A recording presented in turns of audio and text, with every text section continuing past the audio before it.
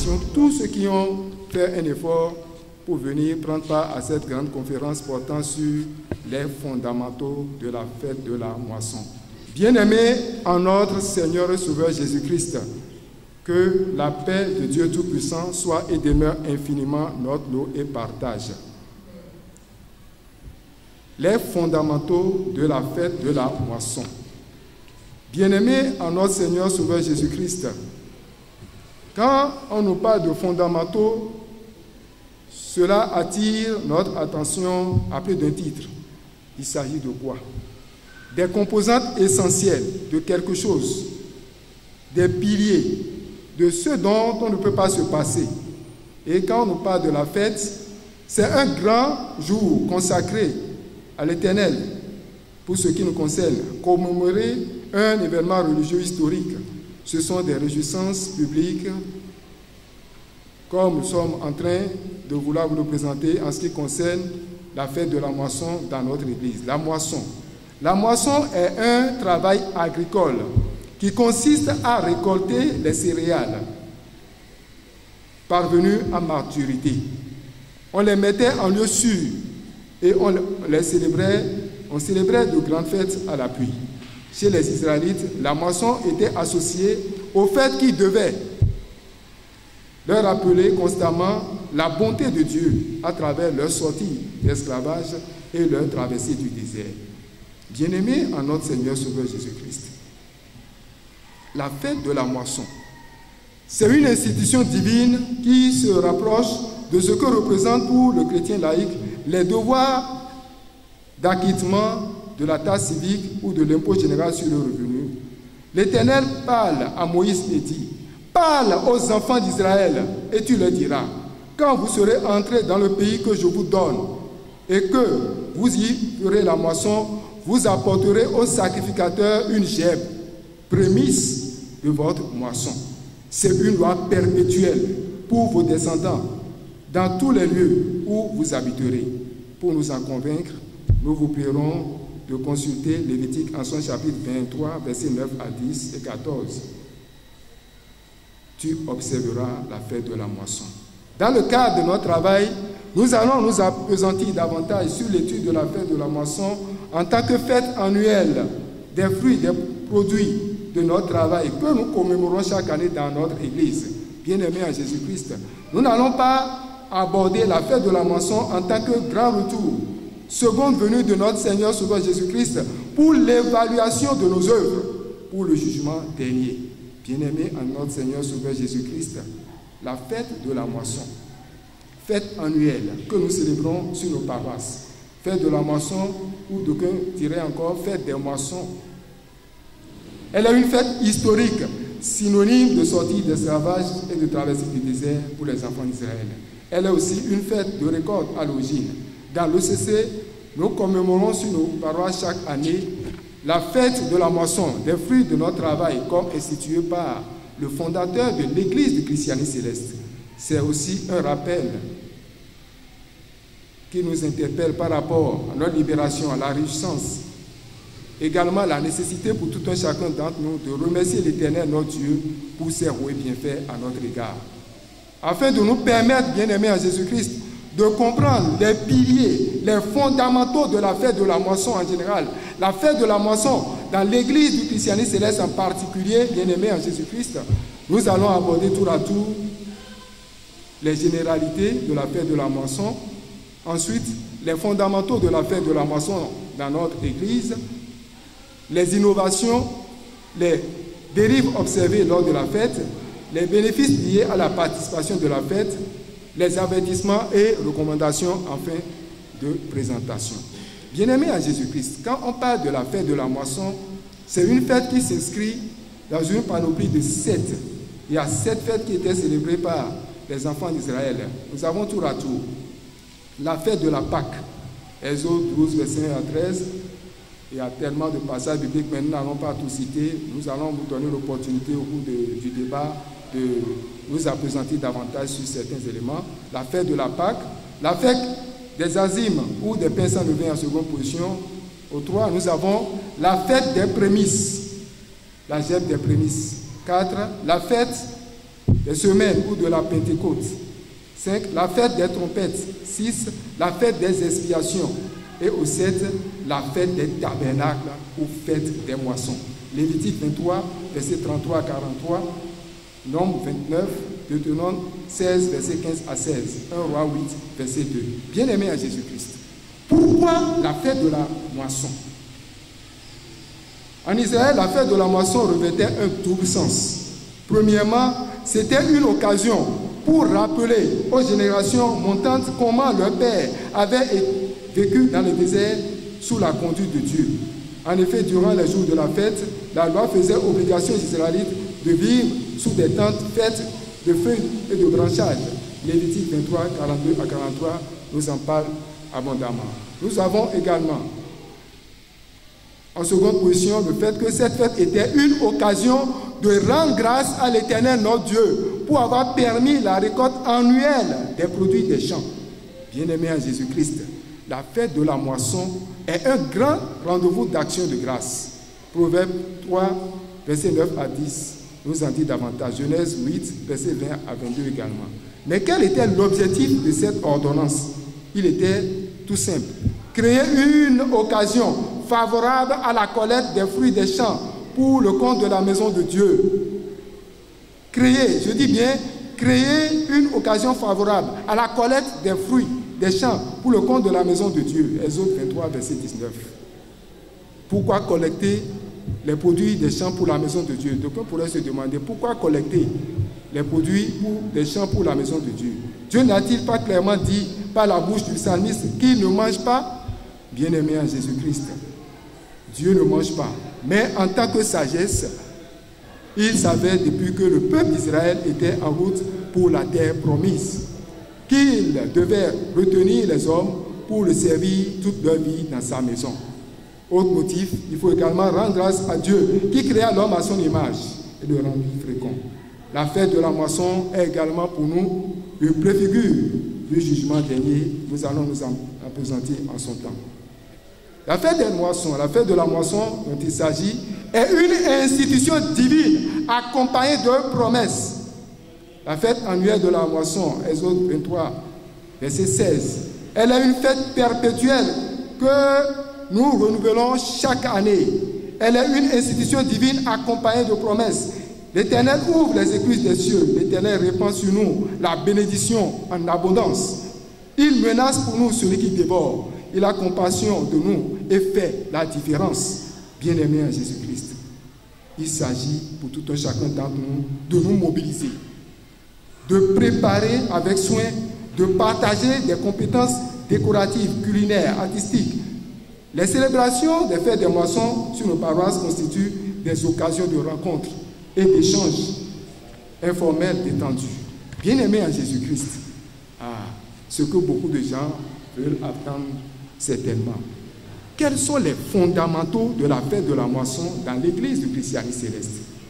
Bien-aimés en Jésus-Christ, nous n'allons pas aborder les principaux points sans vous renvoyer à l'article 99-F de la Constitution bleue qui nous a parlé, qui a mis un accent particulier sur la nécessité pour les paroisses chrétiennes célestes de pouvoir commémorer chaque année la fête de la moisson. Ensuite, nous avons différentes étapes. Première étape, les préparations lointaines. Toutes les dispositions à prendre plusieurs mois à l'avance pour la réussite de la fête. Deuxième étape, les préparations semi-lointaines. Ensuite, les activités immédiates, ce qu'il faut faire pour préparer la fête, pour rendre la maison de Dieu jolie et pour pouvoir accueillir les invités. Ensuite, les manifestations immédiates marquant la fête, les concerts, les jeux, le Jidoro, le culte d'action de grâce, suivi de la vente de charité et consorts. Donc on pourrait se demander encore, comment pourrait-on financer la fête? Bien sûr, le financement de la fête se fait par la caisse de la paroisse. Également, on peut également bénéficier du parrainage des hommes d'affaires, des femmes d'affaires de l'Église. Pourquoi pas? Ceux-là qui viennent prendre nos prières, ceux-là qui jouissent de nos prières, ceux-là qui viennent commémorer les cultes avec nous, les grands hommes d'affaires du monde, les entrepreneurs et autres. Chaque personne physique pourra donner comme bon lui semble et ce qui peut contribuer aux charges financières pour la bonne organisation, pour la réussite de la fête. Le financement de la fête se fait aussi par l'argent généré par les indos. Il importe de payer au moins ses cotisations. Donc on se dit non, c'est ceux qui ont de l'argent qui vont donner. Non, ce n'est pas ça. Il faut que tu donnes. C'est un rendez-vous annuel. C'est un rendez-vous de bénédiction. Tel que tu auras donné, c'est de la sorte que tu seras béni. Donne pour toi et tu verras. Mais l'Éternel, ton Dieu, a l'épreuve et tu verras la gloire de Dieu dans ta vie. Tu verras comment l'Éternel va agir dans ta vie. Et par rapport à ça, pour pouvoir permettre aux gens de venir abondamment, il faut une bonne communication autour de la fête. Cette communication se fait par la télévision, par la radio, par les journaux. Il faut également aussi procéder par endroit à des insertions et également dans les trucs là, publicitaires, dans les journaux de la place. Et bien aimé en Jésus-Christ, on ne peut pas parler de fondamentaux sans insister sur ce que nous appelons le Jidoro. Le Jidoro vient ici en 7e position. Le Jidoro ou la collecte des produits. Le Jidoro est l'une des phases les plus importantes de la fête. C'est à cette phase que les fidèles apportent leurs dons divers devant l'Éternel. C'est la phase de collecte des fruits du travail annuel des fidèles, conformément aux instructions contenues dans Exode en son chapitre 23, verset 16. Chaque fidèle apporte en action de grâce tout ce dont il est capable et ce que son cœur lui recommande. Et vient ensuite le grand culte d'action de grâce. Le grand culte d'action de grâce, un culte de remerciement à l'Éternel pour ses bienfaits. Et après le culte, soit nous sommes déjà devant le podium de vente ou bien nous sommes quelque part dans la maison de Dieu où se déroule la fête, il y a bien sûr le repas de partage où nous asseyons et réellement on nous sert, nous mangeons correctement. Après cela vient la vente de charité. La vente de charité où tous les fidèles, sans distinction aucune, doivent pouvoir y participer pour ramasser également leur bénédiction. Nous ne pouvons pas parler de la vente de charité et ne pas aborder l'ouverture du bazar. Zacharie, en son chapitre 14, versets 16 à 18, nous en parle. Ça s'avère indispensable et nécessaire que tous les fidèles, pour avoir la grâce, pour avoir les bénédictions liées à la participation à la fête de la moisson, puissent ouvrir le bazar. Que Dieu nous bénisse. Nous avons ensuite, après tout cela, la répartition des recettes de la fête, comme cela se passe au niveau de notre Église. Bien-aimés en Jésus-Christ, en ce qui concerne les innovations observées lors de la fête sur certaines paroisses, elles sont multiples et multiformes. Nous avons tour à tour l'instauration des tontines qui visent à amener les gens à cotiser pour pouvoir faire face quand même aux cotisations ou autres. Nous avons par exemple des stratégies de remise de badges, de parrains-marraines aux présidents d'honneur, aux invités, plusieurs semaines pour les sensibiliser, les motiver à venir. Nous avons l'organisation des indos, nous avons l'organisation sur certains paroisses de dimanche avant la fête de la fête des fruits, etc., etc. Lorsque vous serez en possession du document, vous verrez tout ce qui reste en ce qui concerne les innovations. Pour ce qui concerne les dérives, bien-aimés en Jésus-Christ, ce n'est pas parce qu'on a dit fête de la moisson que nous allons commencer par faire du n'importe quoi. La fête, nous le célébrons pour l'Éternel, notre Dieu. Il va de soi que nous puissions célébrer la fête dans l'humilité et dans la crainte de Dieu. Et nous constatons quelquefois que certains fidèles chrétiens célestes, parce qu'on dans les fêtes, ils ne sont pas du monde, ils rentrent gardement dans la maison de Dieu, les chaussures aux pieds, au mépris de Exode 3, verset 5 et ce que vous savez. Alors que nous avons vu sur cette paroisse et ailleurs de grandes personnalités venir à la fête tout en se déchaussant, parce qu'ils savent qu'ils ne le font pas pour plaire à quelqu'un, mais ils le font pour faire quoi? Pour montrer qu'ils ont du respect pour l'Éternel, notre Dieu. Bien-aimés en Jésus-Christ, pour à tout, nous allons vous dire également que la fête de la moisson doit être un moment pour tout un chacun d'entre nous d'avoir de bons comportements, surtout quand nous recevons les invités. Nous pouvons recevoir des uns sans le savoir. Que Dieu nous bénisse. Bien-aimés en Jésus-Christ, nous allons également nous appesantir également sur ce qui se passe lors des alagas. Les alagas, c'est des stratégies inventé au cours de la fête aussi pour mobiliser, pour sensibiliser les gens à donner. Mais tout doit se faire dans la crainte de Dieu. Les dérapages observés également lors de l'accueil et la restauration. On a dit repas de partage et non, comment l'appelle-t-on, accumulation personnelle. Repas de partage, tout le monde doit pouvoir s'asseoir et non amener des sacs et mettre plein dedans et rentrer avec. Que Dieu nous assiste. Nous avons Genèse en son chapitre 18, verset 1 à 11 qui nous en parle. Les mécontentements doivent être proscrits. Quel que soit ce qui se passe, nous devons savoir que nous ne venons pas pour plaire à un homme, mais nous venons pour plaire à l'Éternel, notre Dieu. Et nous devons avoir du retenu.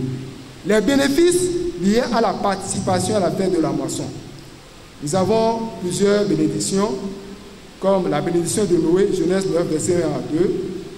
Ensuite, nous avons le fait également que l'Éternel est toujours pour nous un rempart face à tous ceux qui chercheront à nous faire du mal. Nous avons également la guérison, la santé, la paix et l'abondance. Et nous avons également toutes les bénédictions énumérées dans Proverbe en son chapitre 10, verset 22. Bien-aimés en Jésus-Christ, nous n'allons pas finir notre présentation sans nous appesantir sur quelques recommandations concernant la participation à la fête de la moisson. Afin de bénéficier des bénédictions liées à la fête de la moisson, la célébration de la fête de la moisson est une loi perpétuelle pour nous, descendants de Jacob, une disposition à laquelle personne ne doit y déroger. Ce n'est pas une affaire de « je ne suis pas riche, je ne suis pas pauvre, ou ceci, cela ». Non, tout le monde doit pouvoir y participer pour prendre sa part de bénédiction. Nul ne doit se présenter les mains vides devant le maître de la moisson. Chaque fidèle doit payer au moins 7 cotisations. D'autre part, il faut réserver de l'argent pour participer à la vente de la charité. Il faut accomplir les vœux faits devant Dieu. Ne jamais dérober au volo. Ne pas se décourager. Et également, ne pas décourager les bonnes volontés qui ont envie de soutenir l'effort de guerre, qui ont envie de soutenir la bonne organisation de la fête. Pas d'opposition ni de critique des organisateurs, mais se rapprocher d'eux pour faire des observations et leur faire confiance. Dans le cadre de la fête de la moisson, nous devons pratiquer des libéralités à l'endroit également des indigents. Il faut aussi bien accueillir les invités. Chacun doit donner en son cœur, sans tristesse, sans contrainte et sans pression. Et attendre les bénédictions de l'Éternel.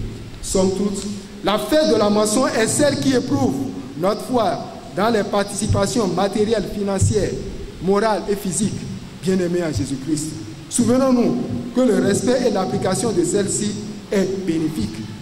Proverbe 3, verset 9 à 10, Malachie 3, verset 10 à 12 nous en parle. Pendant que nous sommes encore en vie, bien-aimés en Jésus-Christ, il s'avère indispensable et nécessaire pour tout un chacun d'entre nous d'œuvrer beaucoup en esprit et sans souillure, ni contrainte, ni orgueil, pour la réussite de la fête de la moisson. Les bénédictions et grâces divines liées à une bonne participation à la fête de la moisson seront notre lot et partage. La participation à la fête de la moisson est assurée. Et c'est assurer quoi? C'est assurer la meilleure clé pour ouvrir les portes de la bénédiction pour les mois à venir. Chaque fois que nous participons ardemment à une fête des moissons, nous devons nous attendre aux bénédictions, aux grâces liées à la participation à la fête de la moisson. Que le Seigneur nous bénisse et nous garde. Comme dérive, vous avez parlé par exemple des chaussures qui viennent sur nos paroisses lors des fêtes des moissons, des repas qui sont mal partagés et autres. Mais moi, je vais vous dire, c'est ce que nous voyons avec les yeux, ça. Ce que moi j'ai constaté, que j'ai appris et qui m'étonne beaucoup, et j'aimerais avoir votre avis sur ça, c'est qu'il y a des fidèles, parce qu'il y a fait des moissons, quand ils viennent le samedi, ils sortent, ils vont faire la fête, et ils entretiennent des relations intimes avec leur conjoint ou conjointe. Et le dimanche, ils viennent et ils portent la soutane, et ils se présentent, parce qu'on dit que après la fête des moissons, le temple sera sanctifié. Ça, c'est un cas. Un autre cas qu'on ne voit pas, c'est nous les mamans. Il y en a qui sont impurs. Et j'entends certains devanciers dire que quand on est impur et que c'est une fête des moissons et qu'on a un rôle important à jouer à l'église, on peut porter une soutane et venir. Et cette soutane-là, on la prend comme soutane d'impureté. Et les femmes viennent. Bon, je n'ai pas vu, je n'ai pas des preuves, mais j'ai appris que ça se fait. Donc j'aimerais savoir ce que vous en pensez. Et ma réelle question est de savoir si je suis une femme et je suis impure et j'ai un rôle important à jouer au cours de la fête des moissons, est-ce que je peux venir? Si je dois faire à la gare, si je dois être parmi celles qui accueillent les invités, si je dois, je ne sais pas, ou bien j'ai une prière à faire le jour de la fête des moissons, ou bien c'est moi la meilleure choriste, j'ai un chant important à faire. Est-ce qu'on m'autorise à porter une soutane d'impureté entre griffes, comme on le dit, et à me présenter à l'église le jour de la fête des moissons? Ou bien est-ce que mon activité va se limiter à la cour? Est-ce que je peux aller sur le podium si je dois participer aux ventes? Bref, j'espère que vous avez compris ma question. Si je suis impure et que la fête des moissons vient, qu'est-ce que je dois faire? Parce que quand la fête arrive et que j'ai préparé la fête, et je sais que je dois prendre une grâce au cours de cette fête et que les impuretés arrivent, ça affecte beaucoup de femmes. De telle manière que celles qui sont très craintives par rapport à la parole de Dieu, elles ne s'approchent même pas, elles restent loin et elles en souffrent. Donc j'aimerais vraiment savoir ce que les prédicateurs pensent de ça. Merci beaucoup. Pour ce qui concerne les questions concernant la sanctification, comme notre maman l'a si bien soulevé, bien aimé en Jésus-Christ, nous disions quoi à l'entend? La moisson, c'est pour qui? La moisson, c'est pour Dieu. Et on ne peut pas célébrer la moisson avec succès sans la main de Dieu. Alléluia. Donc tout ce que nous allons faire, nous devons le faire pour l'Éternel notre Dieu. Et nous-mêmes, comme le dit Saint Paul apôtre aux Romains, nous-mêmes, nous devons nous offrir comme un sacrifice vivant pour l'Éternel notre Dieu, à travers le respect des règles de sanctification, à travers l'amour, à travers le partage, à travers la communion. Si tu es chrétien céleste, tu sais très bien que Exode 3:5 te défend de ne pas rentrer dans l'enceinte d'une paroisse avec les chaussures. Ce n'est pas parce qu'on parle de fête des moissons que tu vas te dire, je suis en train de fêter, donc je peux rentrer gardement dans la maison de Dieu avec les chaussures et faire ce que je veux. Non, c'est très grave pour toi. Lorsque tu vas commencer par traîner après des mots de pied, tu vas dire, c'est la sorcellerie, alors que c'est ta désobéissance. J'en parlais tantôt en disant encore que quand on parle encore de la fête de la moisson, il faut veiller à ce que les règles de sanctification, qu'est-ce que Hébreux 12, verset 14 nous a dit? Sans la sanctification, personne ne peut s'approcher de l'Éternel notre Dieu. Ou bien, tu es chrétien céleste. En principe, tu dois savoir, si tu ne le sais pas, chrétien céleste veut dire chrétien mis à part. Celui-là qui est mis à part pour être un modèle, pour être un exemple, pour montrer les bonnes manières aux autres, quitte à amener les autres à venir vers l'Éternel notre Dieu. Voilà, toi-même qui dis que tu es chrétien céleste, qui doit donner l'exemple. Voilà que tu t'en vas, comme soulier la maman, comme c'est la fête, donc on peut aller faire les jeux de jambes avec une femme ou sa femme et venir gardement. Et dans la maison de Dieu dit que c'est la fête, donc on peut se permettre tout. En oubliant quelque chose, qu'est-ce que tu as semé? C'est ce que tu as semé que tu vas récolter. Si tu sèmes le vent, tu récolteras la tempête. Si tu sèmes le désordre, tu en auras pour ton compte. Si tu sais très bien que c'est la fête, pour pouvoir avoir davantage de bénédictions et de grâce de l'Éternel notre Dieu, il vaut mieux pour toi t'évertuer à respecter les règles de sanctification pour avoir davantage de bénédictions. Parce que la fête de la moisson, c'est un grand rendez-vous de bénédictions pour nous, principalement les chrétiens célestes, et plus encore, tous ceux qui viendront apporter leur contribution, leur appui, auront également cette bénédiction. La maman nous a également parlé de, en tout cas, c'est la première fois que j'entends parler de soutane spéciale, de soutane d'impureté. Alléluia. Je dirais, je me rappelle plus du nom du devancier qui avait posé cette question au missionnaire Papa Oshofa en son temps. Et, excusez-moi, moi, je ne suis pas goût, je suis minant, je vais essayer de produire ça en langue goût et vous allez bien traduire. Vous savez ce que Papa Oshofa lui a dit? Ben, mioule eti to kwa kami to zulon me wende, quand on tient toi zozo mia. Ben, mioule eti to kwa kami to zulon me wende, quand on tient et soit toi zozo mia. Papa Oshofa, à mon humble avis, n'a jamais institué sultan d'impureté. Il ne faudrait pas que les gens dénaturent l'église de Dieu, que les gens déforment l'héritage de Papa Oshofa. Il ne faudrait pas que les gens détruisent l'église en cherchant à justifier leurs bêtises. Je disais toujours tantôt quelque chose. Hébreux 12, verset 14, j'aime bien ce passage-là. Sans la sanctification, personne ne verrait le Seigneur. Et quand vous prenez le psaume 24, le psaume que nous aimons vraiment, après le psaume 51 demain matin, le psaume 24 dit, à un moment donné, vers l'avant, dit, qui pourra monter à la montagne de l'Éternel? Qui s'élèvera jusqu'à son lieu saint? Celui qui a les mains innocentes et le cœur pur.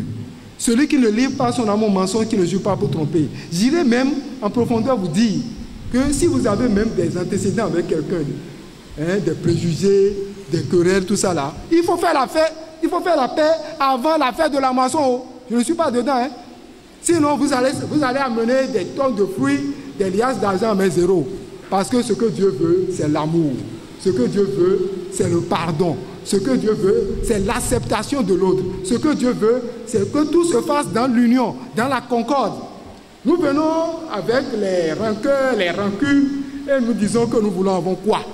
Or, nous savons bien que Galates 6:7 nous a bien dit, on ne se moque pas de Dieu. Ce qu'un homme aura semé, c'est soit qu'il moissonnera. La parole de Dieu a été claire. Voulons-nous moissonner la tempête? Voulons-nous moissonner quoi? Si nous voulons moissonner vraiment les fruits liés à Galates 5, verset 22, nous devons nous évertuer à vraiment mettre en application tout ce qui concerne la crainte de Dieu et les règles de sanctification telles que énumérées dans le livre de Lévitique. Que Dieu nous accorde sa grâce. Et à travers cela, quand la maman nous demande de ce que nous devons faire, moi je dis, je n'ai jamais entendu un responsable spirituel me dire, depuis plus de 45 ans que je suis dans l'église, un responsable spirituel ne m'a jamais parlé de soutane d'impureté. Donc, faisons une croix sur ça. Il n'y a pas de soutane d'impureté. Parce que, vous savez, la soutane, c'est une armure, c'est un bouclier pour nous. Si nous nous mettons des soutanes d'impureté là, nous ne serons plus imperméables, nous serons perméables. Donc, l'ennemi peut nous frapper à tout moment. Vous avez parlé des différentes fêtes dont on a parlé dans la Bible, c'est-à-dire les recommandations de Dieu par rapport aux fêtes. Et si j'ai bien noté, vous avez parlé de cette fête. Fête de Pâques, pain sans levain, prémices, Pentecôte, trompette, expiation et la fête du tabernacle qui est la fête des moissons. Donc, j'aimerais que vous nous expliquiez brièvement ce que chaque fête veut dire, quelle est la différence entre ces différents types de fêtes. Quand on parle de l'énumération des 7 fêtes, nous avons en premier lieu la fête de la Pâque. Et quand on parle de la Pâque, vous savez, vous et moi, nous commémorons, il y a la Pâque juive bien sûr, la sortie de l'Égypte, etc., la sortie de l'esclavage. Et pour ce qui concerne nous les chrétiens, c'est quoi? C'est la mort et la résurrection de notre Seigneur Sauveur Jésus-Christ. Avec tout ce que nous avons comme, comment on appelle-t-on, manifestation. Nous avons la fête des azimes ou des pains sans levain. Et quand on parle des pains sans levain, et enfant dit, au bled d'idée, c'est-à-dire les pains qui ne sont pas gonflés. Les pains sans truc là, que vous allez voir dans Lévitique 23, versets 6 à 8. Nous avons la fête des prémices que nous appelons également la gève des prémices. Maman, vous me suivez? Vous verrez ça, vous verrez davantage et des explications autour de ça dans Lévitique 3, versets 9 à 14. Nous avons la fête du Shavuot ou encore la fête des semaines, appelée encore la fête de la Pentecôte. La Pentecôte qui est l'effusion du Saint-Esprit, le don de la loi. Le jour où l'Esprit Saint est descendu sur les apôtres. Nous avons également la fête des trompettes dans Lévitique 23, versets 26 à 32. Nous avons la fête des expiations ou fête des propitiations. Lévitique 23, versets 26 à 32, Lévitique 16. Lévitique 16 également. Et pour finir, pour ce qui nous concerne, la fête du Sukkot, la fête des tabernacles ou la fête de la moisson. Lévitique 23, versets 33 à 43. À la lecture de ces passages, vous aurez davantage de précisions pour ce qui concerne la célébration de ces différentes fêtes. En réalité, c'est le volet dérive là qui m'intéresse. Si on parle de dérive, c'est parce que nous accordons un caractère plus festin à nos célébrations dans l'église que la portée spirituelle même.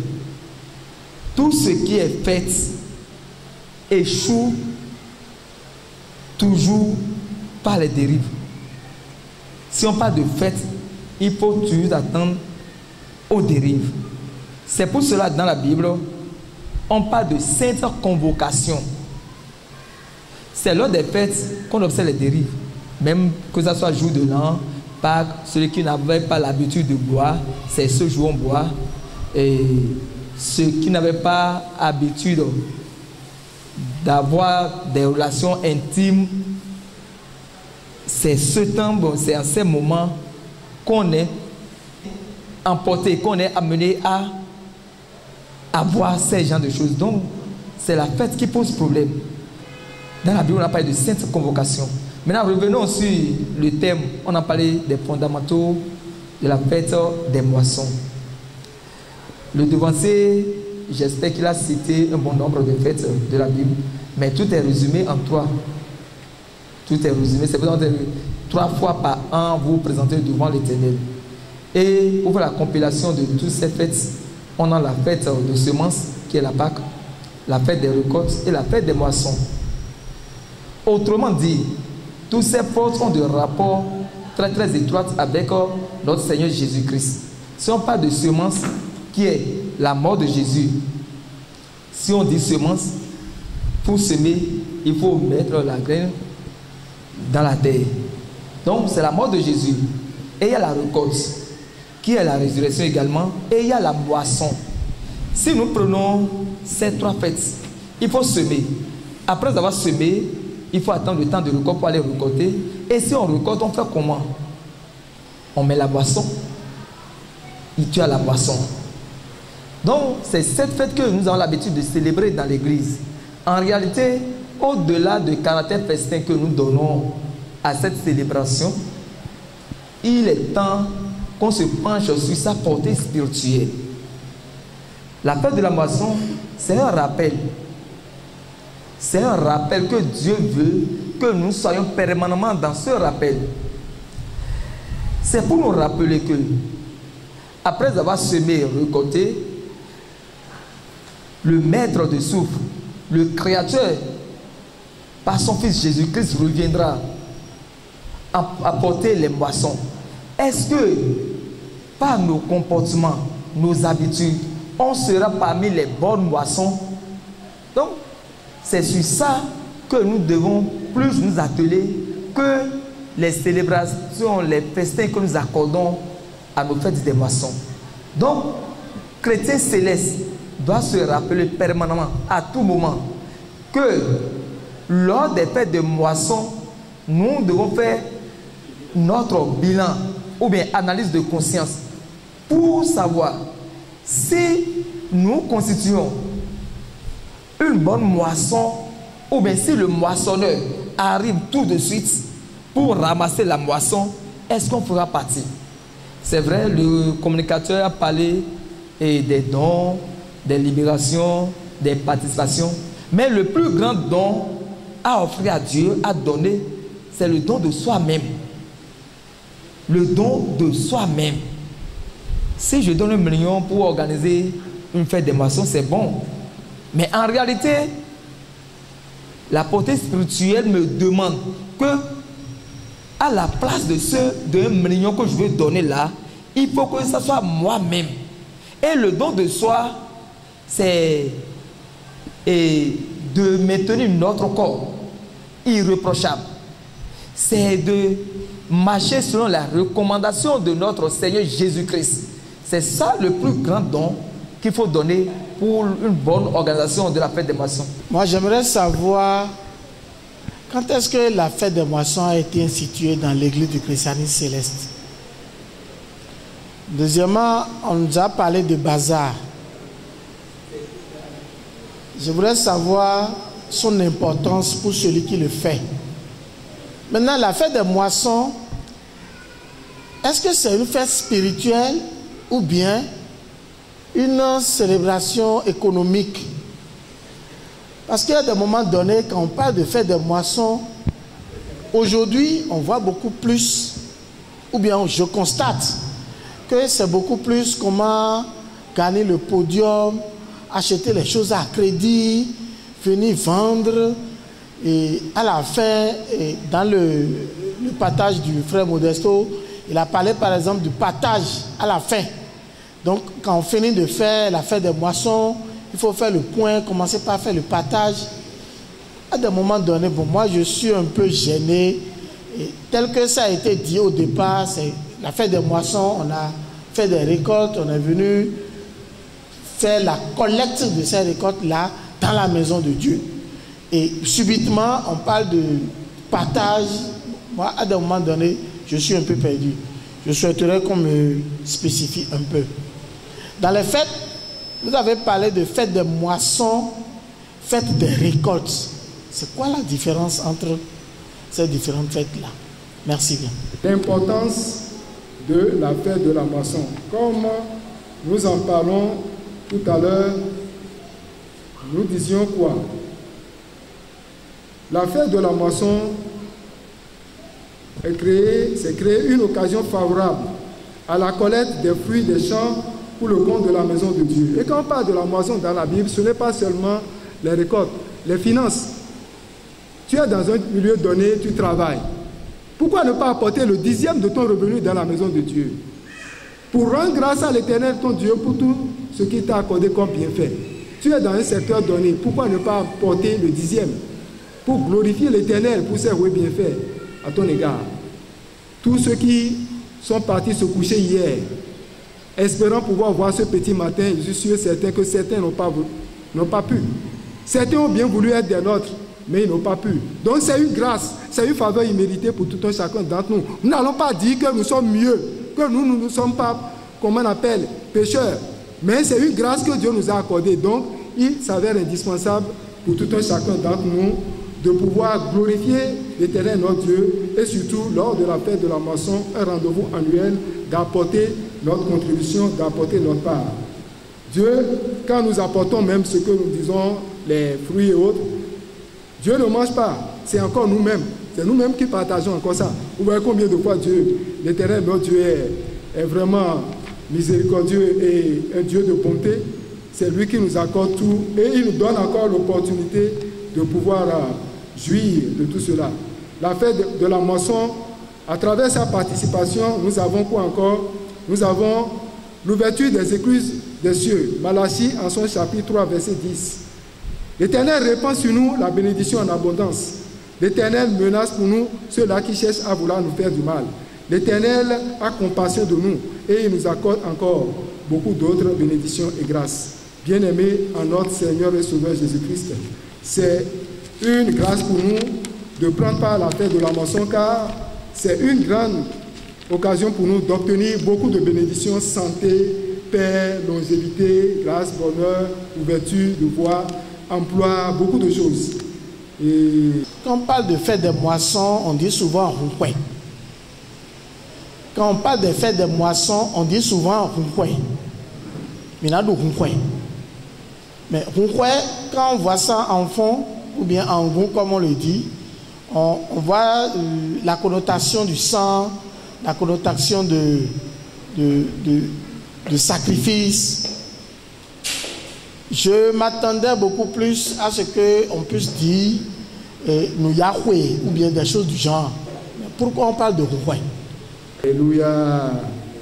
Et tout à l'heure, à la suite de notre présentation, j'insistais sur le fait que Jésus-Christ, ça c'est, j'ai bien dit au départ, que nous n'allons pas aborder le second retour de Jésus, où il viendra évaluer les œuvres de tout un chacun, c'est-à-dire la grande moisson ou encore le jugement dernier.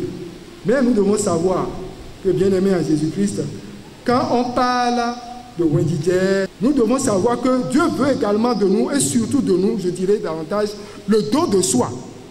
Nous devons nous-mêmes nous donner. Comme notre Seigneur Sauveur Jésus-Christ s'est donné lui-même en victime expiatoire. Il s'est donné. Pour le pardon de nos péchés, pour notre salut, il s'est donné. Toi, moi, vous. Qu'est-ce que nous allons pouvoir apporter? Qu'est-ce que nous allons pouvoir donner pour prouver vraiment notre amour pour notre Maître Jésus-Christ, pour montrer que nous sommes de vrais disciples de Jésus-Christ? Qu'allons-nous faire? C'est l'occasion pour tout un chacun d'entre nous de savoir que c'est également une fête de sacrifice, le don de soi, et également le don de ses revenus. Ce que tu as fait pendant un an, apporte le 10e quand même dans la maison du Seigneur. Dieu te le rendra au centuple. Oshofa Prise TV. Tout pour la gloire de l'Éternel, Dieu de Shofa.